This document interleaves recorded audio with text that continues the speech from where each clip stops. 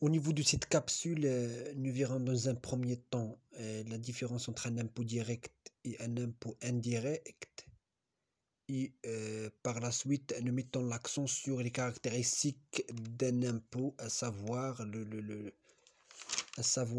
le champ d'application, la liquidation et vers la fin, le recouvrement. Donc un impôt dit direct. Donc lorsqu'il n'y a pas d'intermédiaire entre celui qui paye, celui qui supporte l'impôt et l'État. Donc cela veut dire que celui qui paye l'impôt à l'État, il lui-même qu'il le supporte. C'est la même personne.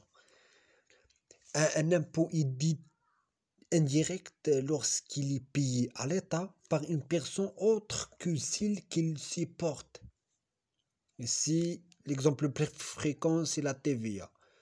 Et justement, en matière de TVA, qu'est-ce qui supporte la TVA? Donc, le consommateur final, mais c'est l'entreprise qui la verse à l'État. Donc, à ce niveau, il faut distinguer entre deux personnes. Il y a ce qu'on appelle le responsable de l'impôt vis-à-vis de l'État. C'est le contribuable légal, donc celui qui est imposable, celui qui est redevable. Il y a le contribuable réel. C'est celui qui supporte l'impôt en fin de compte. Donc, en utilisant ces deux notions, on peut donner la définition suivante. Donc, un impôt est dit direct lorsque le contribuable légal est lui-même le contribuable réel. C'est la même personne. En matière de TVA, donc le contribuable légal est l'entreprise. Et le contribuable réel, le contribuable plutôt légal et l'entreprise. Et le contribuable réel, c'est le consommateur. Donc il est différent de celui qui l'a versé, l'entreprise. Passons aux caractéristiques d'un impôt. Donc pour étudier chaque impôt, qu'est-ce qu'on doit étudier? Donc les caractéristiques qu'on doit étudier pour chaque impôt. Il y a tout d'abord le champ d'application. Donc cet impôt qu'on va étudier s'applique à quoi? S'adresse à qui? Frappe quoi? Est-ce qu'il frappe le revenu ou bien les opérations, les personnes? Il faut qu'on définisse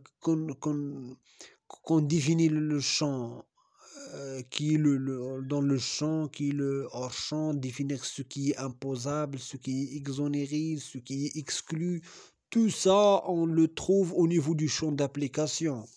Et une fois qu'on détermine le champ d'application, on passe à la liquidation de l'impôt. C'est la base imposable. C'est le montant sur lequel on applique le taux. Et lorsque l'impôt il est calculé, on procède au recouvrement. Donc il y a, avant de passer au recouvrement, la liquidation. Qu'est-ce qu'on entend par la liquidation? C'est le calcul, dans le jargon fiscal. C'est le calcul. Et lorsque l'impôt est calculé, donc après avoir déterminé le champ d'application, donc, et après avoir le calculé, ou bien ce qu'on appelle le procédé à la liquidation, on passe au recouvrement, c'est le paiement. Donc comment va-t-on le payer à l'État? Là, il y a trois voies. Il y a trois voies. Comme il est clair devant vous au niveau de la diapositive au-dessous du recouvrement, il y a la première modalité, l'exemple de l'IS. Donc on le recouvre par voie déclarative. Donc l'IR paye également par voie déclarative.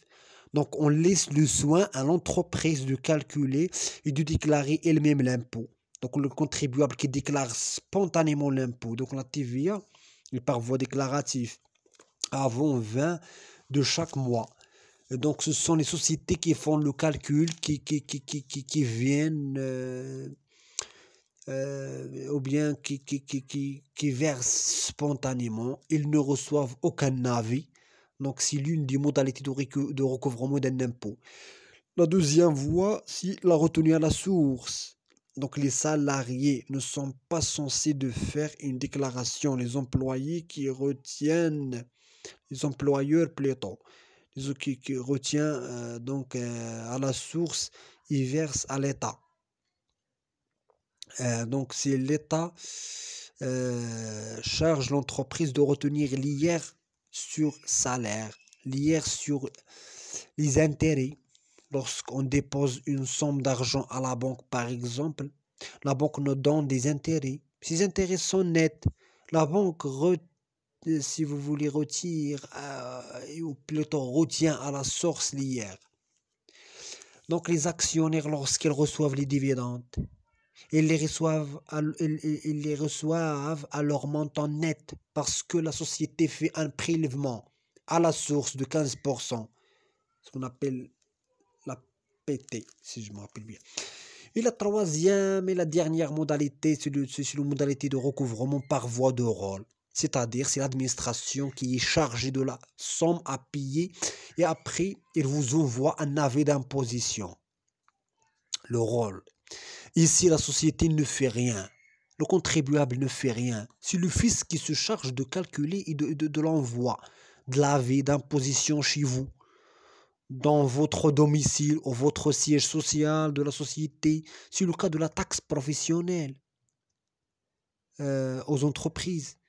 Donc, il vous invite à payer telle somme avant telle date et de la taxe d'habitation pour les particuliers.